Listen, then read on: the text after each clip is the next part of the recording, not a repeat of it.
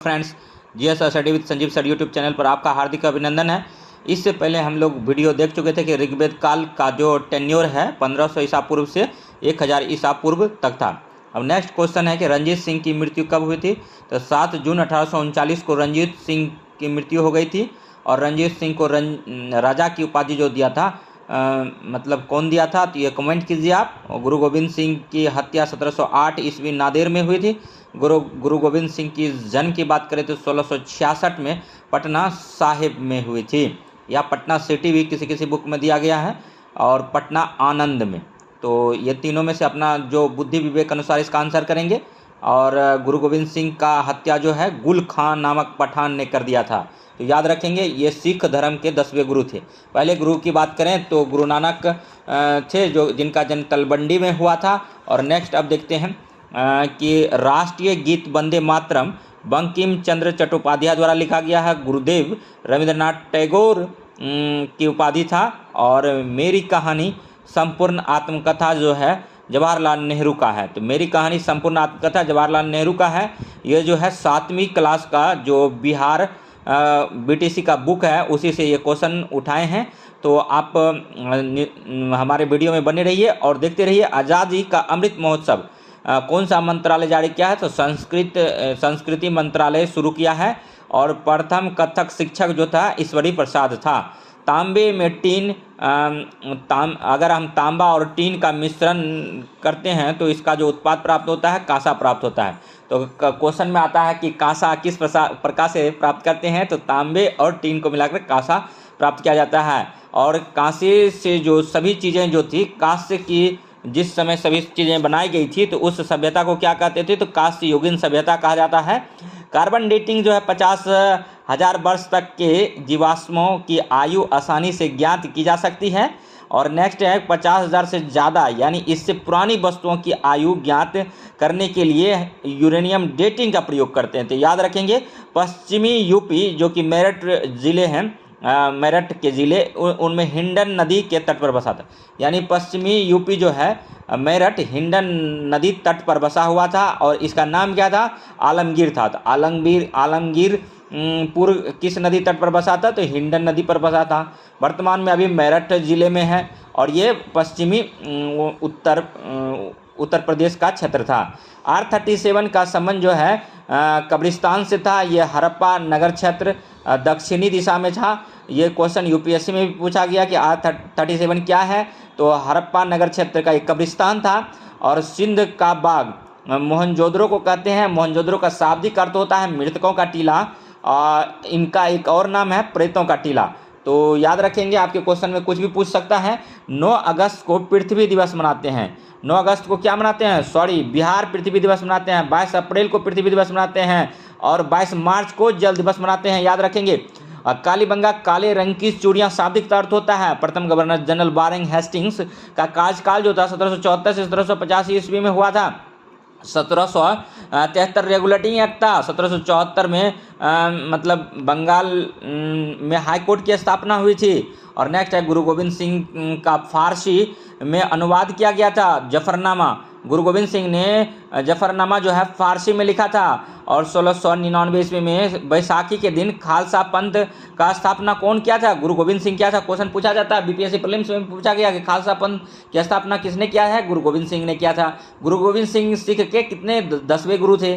गुरु गोविंद सिंह 1666 ईस्वी पटना में जन्म हुआ था। मृत्यु की बात करें 1708 में नादेर में हुआ था। गुल खान द्वारा इनका हत्या कर दिया गया था। 1707 में औरंगजेब का मृत्यु हुआ था। औरंगजेब का दूसरा नाम क्या था, आलमगीर था। और नेक्स्ट देखेंगे मिसल अरबी भाषा का शब्द है जिसका अर्थ होता है समान समान समान। मिसल जो है ये सिख धर्म से संबंधित था। यह अरबी भाषा का शब्द है, इसका मतलब होता है समान। याद रखेंगे रंजीत सिंह का जन्म गुजरावाला में 2 नवंबर 1780 ईस्वी को हुआ था। रंजीत सिंह किस मिसल के थे, याद कीजिए, सुरकचिया मिसल का था। और महासिंह इस मिसल का क्या था, मुखिया था। रंजीत सिंह का दादा का नाम क्या था, चरत सिंह था। याद रखेंगे। और रंजीत सिंह की राजधानी लाहौर थी। रंजीत सिंह 1798 से 1799 लाहौर का शासक बना था। अमृतसर की संधि कब होती है, तो 25 अप्रैल 1809 को मेटकॉप वर्सेस रंजीत सिंह के बीच में ये संधि होती है। और नेक्स्ट मेटकॉप को प्रेस का मुक्तिदाता बोला जाता है, याद रखेंगे। और रंजीत सिंह की मृत्यु 7 जून 1839 ईस्वी को होता है। रंजीत सिंह का जो सूबा 4 सूबों में बटा हुआ था, रंजीत सिंह का क्षेत्र 4 सूबों में बटा हुआ था। वो 4 सूबा कौन कौन है? तो पेशावर है, कश्मीर है, मुल्तान है और एवं लाहौर है। भारत का पहला governor general Lord William Bentinck हुआ। इन्होंने 1829 में सती प्रथा का उन्मूलन किया। बंगाल का प्रथम गवर्नर जनरल वारेन हेस्टिंग्स था और बेंटिंग ने कर्नल सिलीमन की सहायता से 1803 ईस्वी में ठगी प्रथा को समाप्त किया। ठगी करने वाला जो था वो काली देवी काली की पूजा करते थे, याद रखेंगे। और ठग जो था मतलब काली माता का पूजा करते थे, ये भी याद रखेंगे। और क्योंकि ये जो है 1 to 5 के लिए बेसिकली मैं ये क्लास बना रहा हूँ और उसमें छोटे छोटे क्वेश्चन पूछा जाएगा। आप अगर सोचेंगे कि हम लूसेंट पढ़ लें, क्राउन पढ़ लें, घटना चक्र का पूर्वालोकन लगा लें, एनसीईआरटी पढ़ लें, तो हो सकता है आपका कुछ क्वेश्चन छूट जाए। तो लेकिन आप लोगों को वो भी पढ़ना है, लेकिन आपको बेसिक बुक जो अतुल प्रसाद जी बीपीएससी के चेयरमैन ने बताया है कि आपको बीटीसी का बुक पढ़ना है, तो 1 क्लास से 10 क्लास कम से कम पढ़ के जाओ, नहीं तो आपका क्वेश्चन जो है निसंदेह कुछ ना कुछ छूटेगा।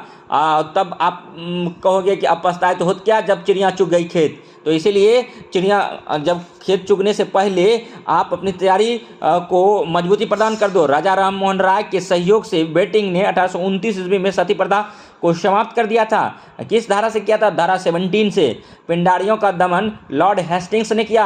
अब पिंडारियों का नेता पूछा जाता है, तो पिंडारियों का नेता याद रखिएगा वासिल मोहम्मद है और चीतू एवं करीम खां थे।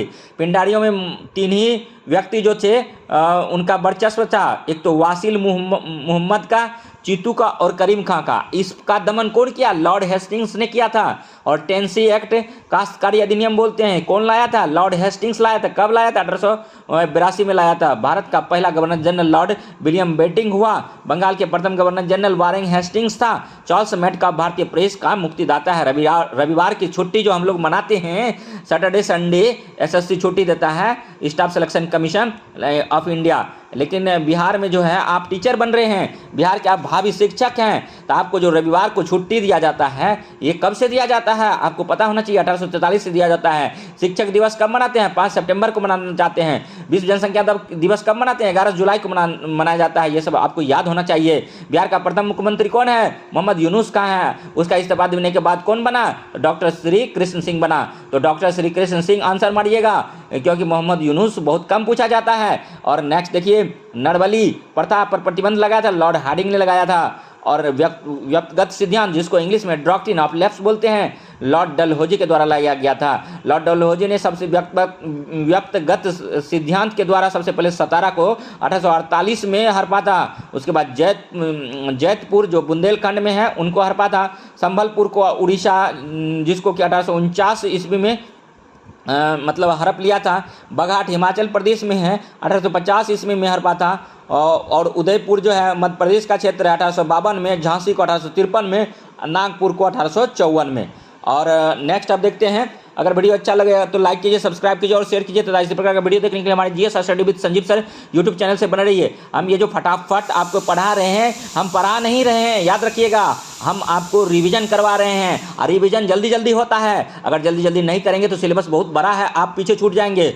इसीलिए आप जहाँ से पढ़ते हैं पढ़ते रहिए और हमारा वीडियो देखते रहिए और रिवीजन करते रहिए। 1856 ईस्वी में अवध को कुशासन के आरोप लगाकर अंग्रेजी राज्य में मिला लिया गया। अवध का नवाब अवध का जो उस टाइम नवाब था वाजिद अली शाह था। अवध राज्य का संस्थापक पूछ दे आपसे कि अवध राज्य का स्वतंत्र संस्थापक कौन था, तो सआदत खां था। किस ईस्वी में किया था? 18वीं शताब्दी में। इन्होंने अपने आप को मुगल से अलग कर लिया था, यानी इनका कंट्रोल स्वतः पर था। ये पहले क्या करते थे? ये कोलकाता का अधीन काम करते थे, लेकिन अवध राज्य का संस्थापक सआदत खां बना, स्वतंत्र रूप से मुगलों से अपने आप को आज़ाद कर लिया। शिक्षा जो है डलहौजी 1854, वुड डिस्पैच इसी का टाइम आया था। डलहौजी ने नरबली प्रथा को समाप्त किया। क्वेश्चन आएगा, नरबली प्रथा को किसने समाप्त किया था? डलहौजी ने किया। सत्येंद्र नाथ टैगोर फर्स्ट 1863 में लंदन में आईसीएस पास किया था। पहला भारतीय नागरिक था जिन्होंने आईसीएस, आज का मानिए तो यूपीएससी, आईसीएस का फुल फॉर्म उस टाइम होता था इंडियन सिविल सर्विस, पास करने वाला एकमात्र व्यक्ति था सत्येंद्र नाथ टैगोर, जो रविंद्रनाथ टैगोर के भाई थे। इन्होंने 1863 में लंदन में मतलब पहला व्यक्ति भारत का जो था ICS पास किया था, याद रखेंगे।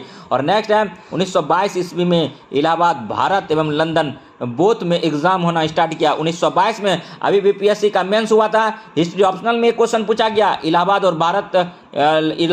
और लंदन में जो भारत और लंदन में जो एक साथ UPSC का एग्जाम हुआ, कब से हुआ? तो 1922। इसका टिक बहुत आदमी 1920 मारता है। अरे बच्चा, वो क्वेश्चन गलत है, अगर 1920 होगा तो गलत हो जाएगा क्वेश्चन, 1922 लगाना है। डलहौजी जो है डलहौजी ने शिमला को ग्रीष्मकालीन राजधानी बनाया था, याद रखिएगा।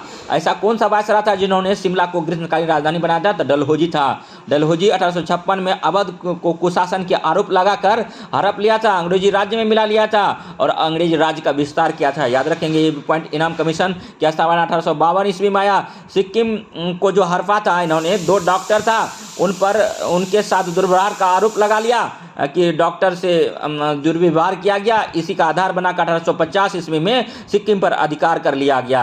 लेकिन वर्तमान की बात करें तो सिक्किम पूर्ण जैविक राज्य है, ये भी याद रखेंगे। डलहौजी को भारत में रेलवे का जनक माना जाता है। 18 अप्रैल 1853 को मुंबई से थाने कितना किलोमीटर चला था? 34 किलोमीटर चला था। प्रथम रेल चली थी और चलाने का श्रेय किसको जाता है? लॉर्ड डलहौजी को जाता है। पोस्ट ऑफिस एक्ट आया 1854 में, डलहौजी के टाइम पोस्ट ऑफिस एक्ट आया था। PW की स्थापना भी डलहौजी ने करवाया था।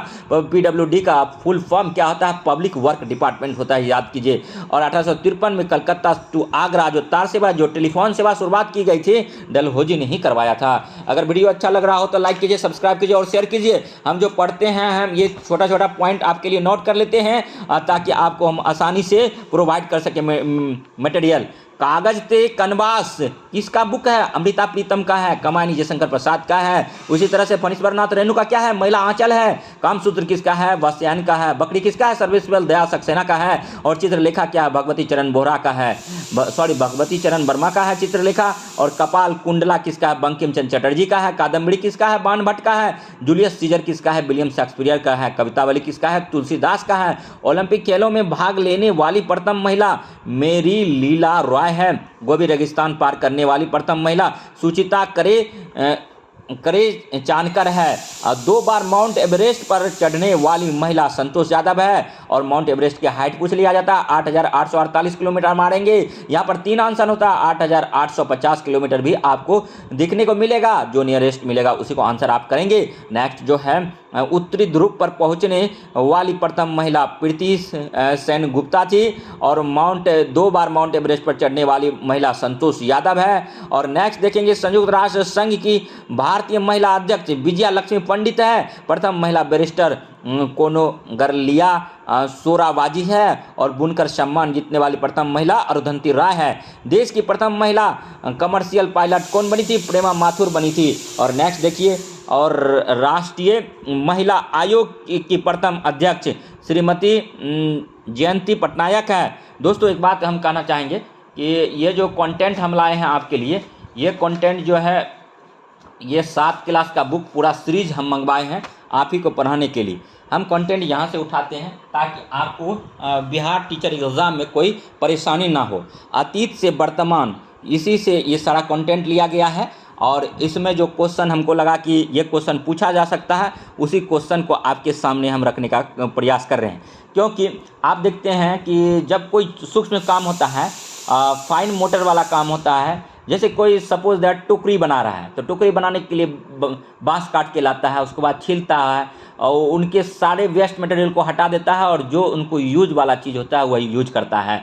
और वही यूज बाज़ार में बिकता है, वही हम लोग खरीदते हैं, वही प्रोडक्ट कहलाता है। तो इसी तरह से बुक में सारी बातें दी हुई है, लेकिन सारी बात पूछी नहीं जाएगी। याद रखिएगा, आपको एग्ज़ाम पास करना है, आप अबोध बालक नहीं हैं, इसीलिए आपको फैक्ट और कॉन्सेप्ट वाला मटेरियल पर ध्यान देना होगा। और वही व्यक्ति ये मटेरियल निकाल सकता है जो पारखी है, जिसको समग्र विषय वस्तु का ज्ञान है। ऐसे तो मार्केट में बहुत टीचर है, आप पढ़ते रहिए, लेकिन हमारे पास समय का किल्लत है, हम आपको बोर्ड पर नहीं पढ़ा सकते हैं, हम आपको फेस टू फेस नहीं पढ़ा सकते हैं, समय की किल्लत है, हमको भी पढ़ना रहता है, बहुत सारी बुक है, बहुत सारा कार्य है, लेकिन हम उसी से टाइम निकाल करके आपके लिए प्रोवाइड करने का काम कर रहे हैं। तो चलिए हम बिना फालतू का फिजूल का बात करते हुए आपका काम की बात करें। राष्ट्रीय महिला आयोग का प्रथम अध्यक्ष कौन था? श्रीमती जयंती पटनायक था। प्रथम महिला रेल चालिका सुरेखा शंकर यादव है। और प्रथम महिला शिशु टेस्ट ट्यूब बेबी दुर्गा है, इसी का दूसरा नाम था कनुप्रिया अग्रवाल। और प्रथम महिला राजदूत विजया लक्ष्मी पंडित सोवियत संघ 1947 में बनी थी।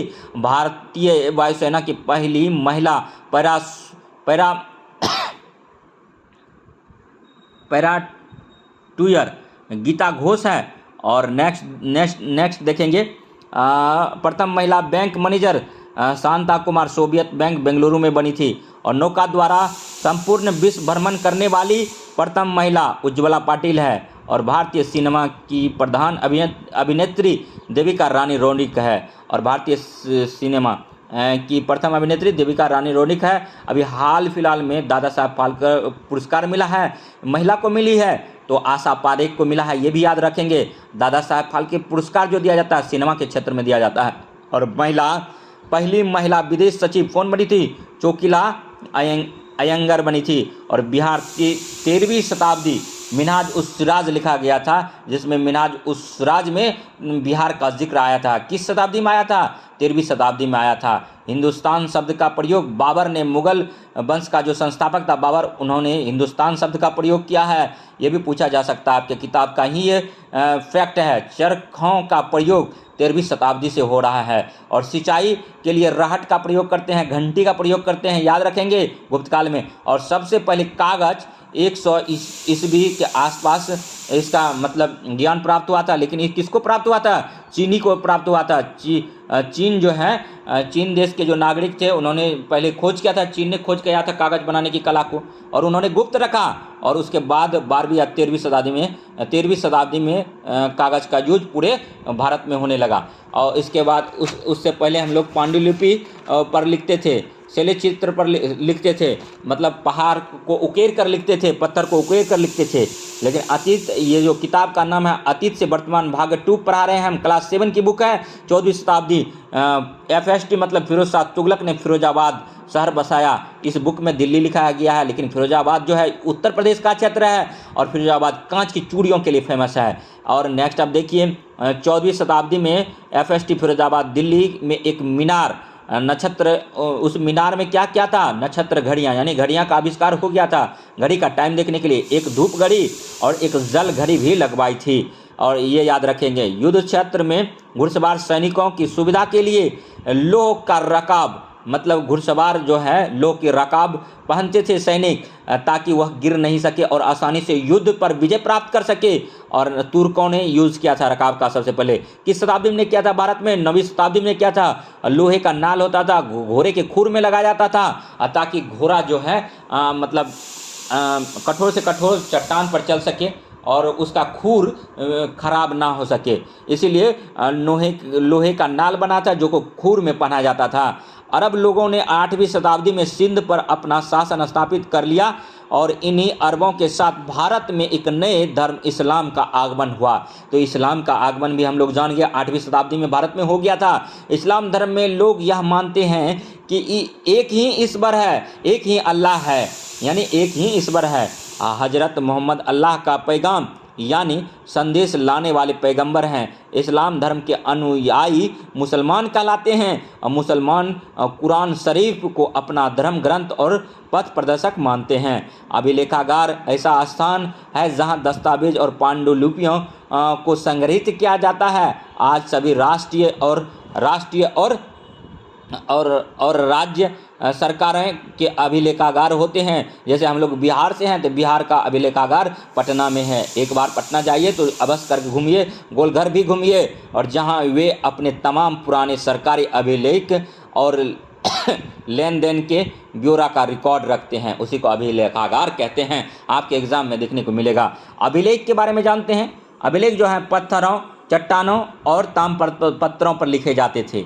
जब कागज़ का आविष्कार नहीं हुआ था तो उस टाइम हम लोग लिखने की कला पत्थर पर करते थे, चट्टान पर करते थे और ताम्र पत्रों पर लिखते थे, और उनको संजो कर हम लोग रखते थे बहुत दिनों तक। पांडुलिपियाँ हस्तलिखित सामग्री होती थी, अपने हाथ से सुंदर सुंदर अक्षरों द्वारा लिखते थे, और तार पत्रों पर और भोजपत्रों पर लिखी जाती थी पांडुलिपियाँ। और बाद में कागज़ जब यूज होने लगा, कागज़ जब सस्ती हो गई, पेड़ पौधे के पत्ते से हम लोग कागज़ निर्माण की कला को सीख लिए चीनी से। तो हम लोग चीन देश से तो हम लोग क्या किए कि इन सब चीज़ों को छोड़ करके कागज़ पर लिखने का काम स्टार्ट किए। खुदाबख्श ओरिएंटल लाइब्रेरी मध्यकालीन भारतीय इतिहास को जानने एवं समझने के प्रमुख केंद्र हैं। और खुदाबख्श ओरिएंटल लाइब्रेरी कहाँ है? तो पटना में है। और अरबी एवं फारसी भाषा में ये सब बुक उपलब्ध है। आप एक बार विजिट कीजिए और जाके बुक को पढ़िए। पढ़ने से ज्ञान, विज्ञान, साहित्य और विवेक का संचार होगा। आप चीज़ों को समझ पाएंगे। आप बहुप्रतिभा संपन्न व्यक्ति कहलाएंगे। तो आपको अध्ययन, चिंतन, मनन करते रहना चाहिए। मिनिएचर किसे कहते हैं? लघु चित्रों को मिनिएचर कहते हैं। मोस्ट इंपॉर्टेंट क्वेश्चन है, इसी 7th क्लास की बुक से उठाया गया है। अक्सर ये किताबों के पूरे पन्ने पर छोटे छोटे चित्रों के रूप में सजे होते थे। लघु चित्र इन्हीं को कहते थे। लघु चित्र मुगल दरबार, उत्तर और दक्षिण भारत के राजपूत राजाओं के दरबार में भी महत्वपूर्ण स्थान मिला है इनको। शाही दरबार चित्रों, शिकार, लड़ाई मैदान का चित्रण होता था। ये सब चीज़ लघु चित्रों के द्वारा दर्शाया जाता था और इनको संभाल कर रखा जाता था। नेक्स्ट देखेंगे कि कल्हन की राजतरंगिणी। कल्हन जो है, राजतरंगिणी किन्होंने लिखा है? राजतरंगिणी जो है कल्हन के द्वारा लिखी गई पुस्तक है और इसका संबंध कश्मीर के इतिहास से है। और कहीं स्वर्ग है तो वास्तव में कश्मीर में ही स्वर्ग है। एक बार कश्मीर को ज़रूर विजिट कीजिए। तहकीक ए हिंद, तारिक उल हिंद समाज, धर्म, रीति रिवाज जानकारी जो प्राप्त करते हैं इनसे मिल सकता है उन दिनों का। अलबुर्नी की पुस्तक है ये, तहकीक ए हिंद। किन्होंने लिखा है? तो किसने लिखा है? तो अलबुर्नी ने लिखा है। मिनाज उस सिराज कृत तबकात ए नासरी है जिसमें मोहम्मद गौरी एवं गुलाम वंश की चर्चा है। मोहम्मद गौरी ने भारत पर आक्रमण किया था।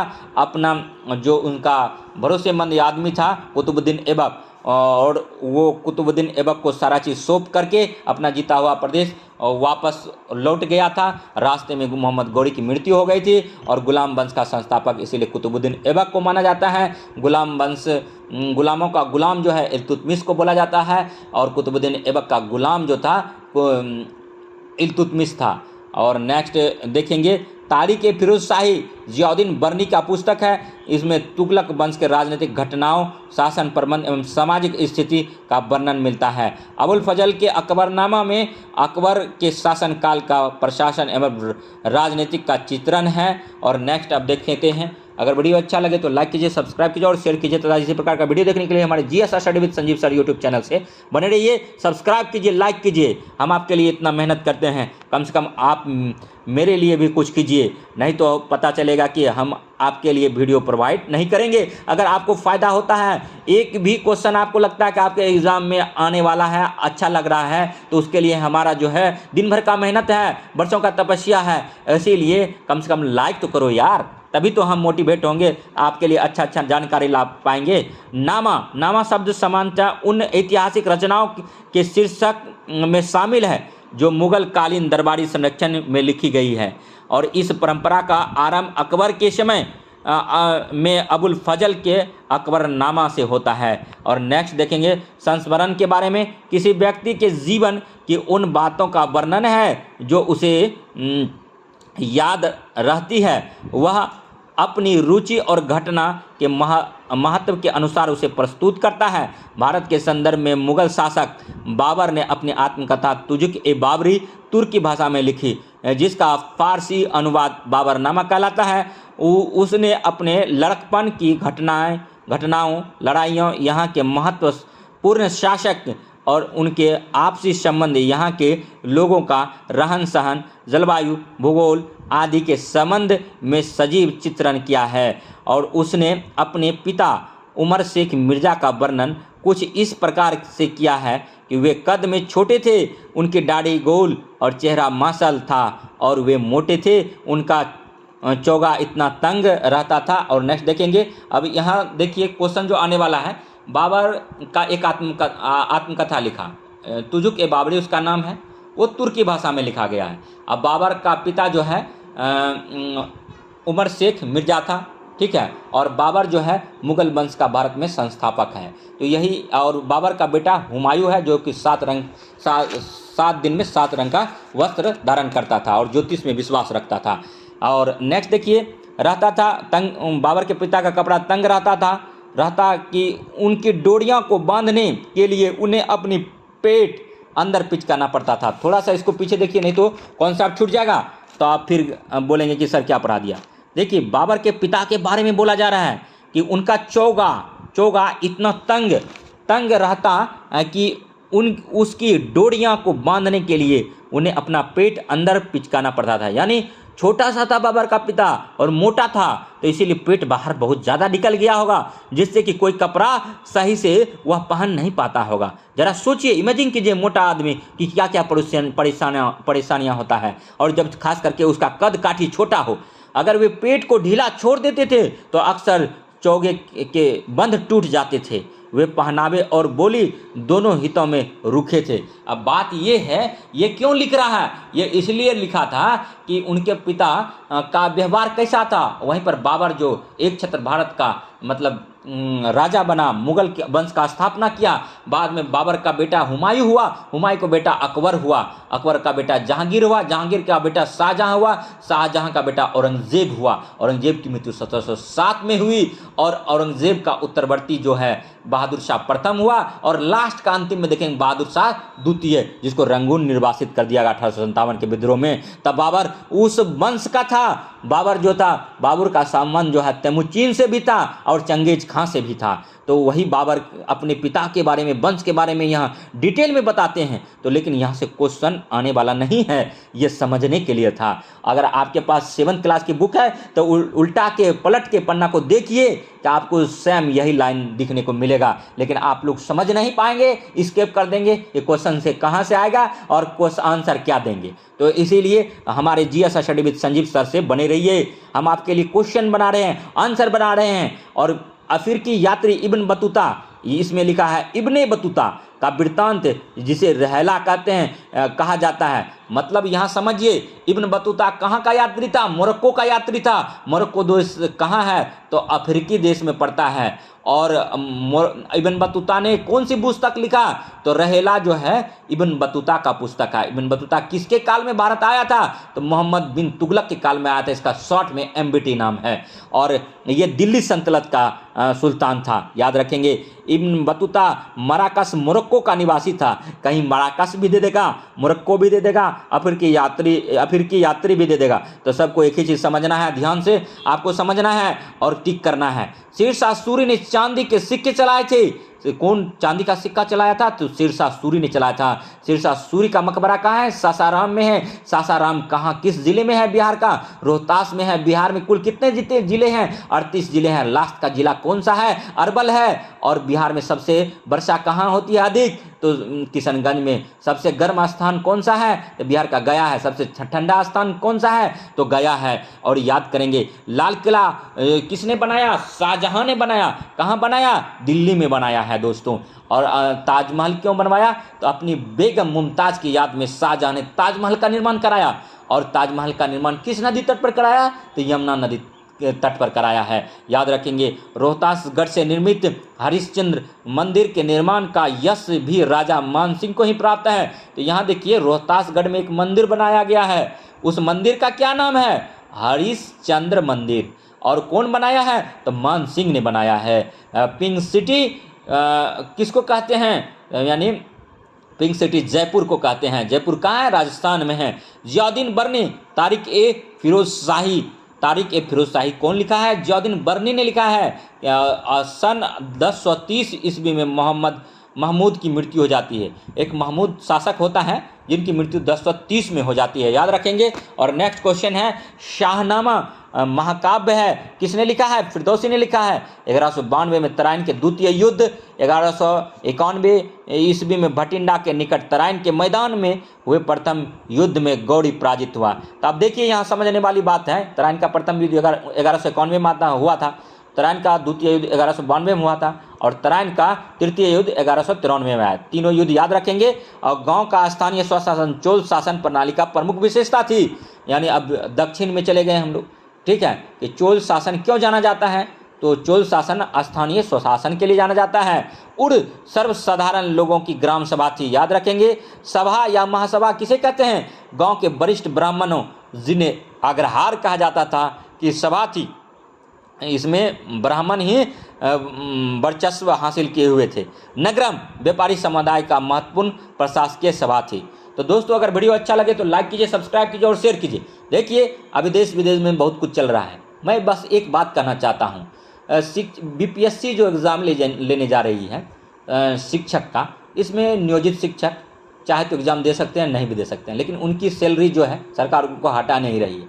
लेकिन एक बात देखिए, जो मेहनत करता है, जो शिक्षक वाकई में है, ठीक है, लेकिन क्या उनको एग्ज़ाम नहीं देना चाहिए? एग्ज़ाम देना चाहिए। जब आप वही चीज़ें पढ़ा रहे हैं स्कूल में, वहीं से पूछा भी जाएगा 100 नंबर। आप क्यों डरते हैं? क्यों हम जैसे युवाओं का भविष्य बर्बाद करना चाहते हैं जो मेहनती है? अरे आपको एग्ज़ाम देना है, दीजिए, नहीं देना है तो शांति से जो मिल रहा है उससे गुजर बसर कीजिए। लेकिन आप आने वाले प्रतिभा अगर आप ऐसा है, जो भी टीचर हैं उनका बच्चा कोई भी प्राइवेट स्कूल में नहीं पढ़ रहा है, सरकारी स्कूल में नहीं पढ़ रहा है, वो जो है प्राइवेट स्कूल में पढ़ रहा है। तो इसीलिए हम ये कहना चाहते हैं कि यहाँ पर गरीब का बच्चा पढ़ेगा और आप लोग को ना तो सही से पढ़ाने आता है, वही डर रहे हैं। अगर पढ़ाने आता है तो एग्ज़ाम को फेस कीजिए, एग्ज़ाम दीजिए, आपका कट ऑफ भी कम होगा।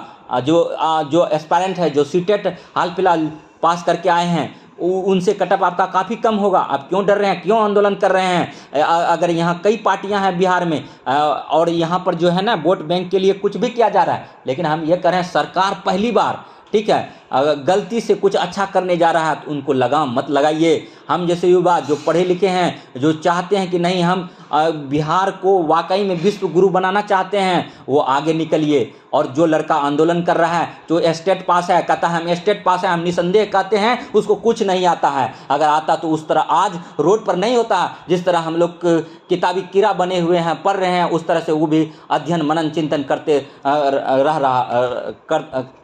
करता। लेकिन उसको परवाह नहीं है एग्ज़ाम का, उसको तो बस सुप्रीम कोर्ट, हाई कोर्ट लगाना है। लेकिन देखिए नीतीश जी अडिग हैं, वो एग्ज़ाम लेंगे तो लेंगे। अकबर भी महामूर्ख था, लेकिन उनके प्रशासन में ऐसा नहीं होता था, ठीक है। समुद्रगुप्त भी कोई पढ़ा लिखा नहीं था, चंद्रगुप्त मौर्य भी बहुत ज़्यादा पढ़ा लिखा नहीं था, लेकिन उनका जो है एक छत्र राष्ट्र था। अशोक जो जिनको हम जानते हैं एक छात्र राष्ट्र था, उसी तरह से तेजस्वी को सभी टारगेट किए हुए हैं। मानते हैं तेजस्वी 9th क्लास है, जब अच्छा काम कर रहा है, अरे यार नेक्स्ट टर्म उसको तुम ही हटा देना पहले, लेकिन सिस्टम में आओ, ठीक है, ईमानदारी का साथ दो, पढ़ो और आने वाले बच्चों को पढ़ने से वंचित मत करो। शिक्षा का दान करना है तो ईमानदारी से शिक्षा का दान करो और स्वच्छ शिक्षा का दान करो। ऐसा नहीं कि अगर किसी को स्कूल में जाके पैरोट का इंग्लिश पूछ दे रहा है तो उसको पेट में दर्द हो जा रहा है। पूछ दिया जा रहा है बिहार का मुख्यमंत्री प्रथम कौन था तो उसको नहीं आता है। पूछ दिया रहा है पाई क्या है, परिमेय संख्या है, अपरिमेय संख्या है, उसको नहीं पता है।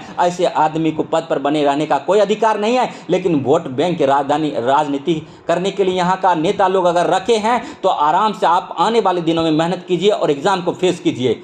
ये मेरी आवाज़ नहीं है, ये GS study with Sanjeev sir से जो जुड़े हुए हैं 250-300 आदमी, उनकी आवाज़ है। और हम कई आदमियों से मिल चुके, कई आदमी का इंटरव्यू कर चुके हैं, लेकिन सबका यही कहना है कि एग्ज़ाम होना चाहिए। एग्ज़ाम से वही आदमी डर रहा है जिनको कि पढ़ने लिखने से दूर दूर तक का नाता नहीं है, जो स्कूल में कुर्सी तोड़ रहा है और वहाँ के पंखों से हवा खा रहा है, ठीक है। ना तो कुछ समझ में आता है, ना अपने घर में बच्चों को समझा पाता है, अपने बच्चों को दूसरे से पढ़वाता है और अपना खुद जो है, ठीक है, कुछ आता नहीं है और बिहार गवर्नमेंट के पैसे पर ऐश कर रहा है। तो हम अब बोल रहे हैं ऐश करो। आपको अगर 1500 पर बहाल किया था, आपकी सैलरी जो है अभी 50,000 हो रही है, करो, लेकिन थोड़ा सा पढ़ भी लीजिए। हम आपका अवहेलना नहीं कर रहे हैं, लेकिन थोड़ा पढ़ लीजिए। एग्ज़ाम उतना हार्ड होने वाला नहीं है, आपका कटअप अलग होगा इसीलिए। लेकिन हाँ, इससे क्या होगा, जो बिहार में प्रतिभा दब जाती है, जो कि अपने आप को सोच लेता है 8 साल 9 साल मेहनत करके कि अब हमसे कुछ नहीं होने वाला है, लेकिन उसमें वाकई में काबिलियत होती है,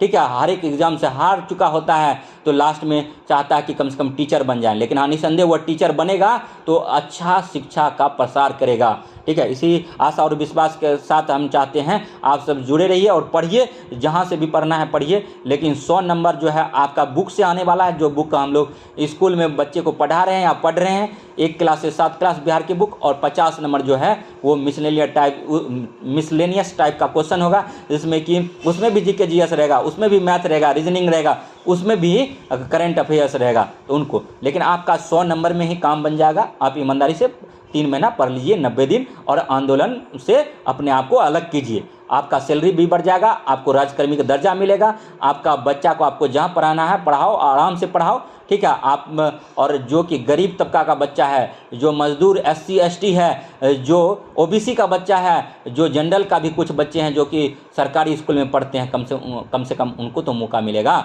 देश में अभी हिंदू मुस्लिम की राजनीति है, देश में तबाही है, लेकिन अब इसमें भी गलती से हम तो खुद कहते हैं ऐसा सरकार लायक नहीं है, लेकिन ठीक है, लेकिन ये लोग जो है ठीक है फिर भी कुछ गलती से अच्छा काम करने जा रहा है तो उनका समर्थन कीजिए और एग्ज़ाम फेस कीजिए। अगर आपको ये सरकार अच्छा नहीं लगेगा तो नेक्स्ट जो है लोकसभा चुनाव है, विधानसभा चुनाव है, उसमें आप अपना वोट मत देना, ठीक है। अभी लेकिन काम निकाल लो। हम प्रत्येक युवाओं से हम अपील करते हैं कि आप जो है अपने भविष्य के लिए, ठीक है, आप इनसे हटिए। जो लोग मतलब रोड पर है, सड़क पर है, वह कहीं ना कहीं संदेह उत्पन्न हो रहा है कि वो पैसा देकर पास किया है। तो इसी आशा और विश्वास के साथ मैं संजीव कुमार, ठीक है, अब आपसे अपने शब्दों को विराम देता हूं। धन्यवाद। नेक्स्ट वीडियो हमारा आएगा, उसको बात कीजिएगा, और तब तक के लिए जय हिंद, जय भारत।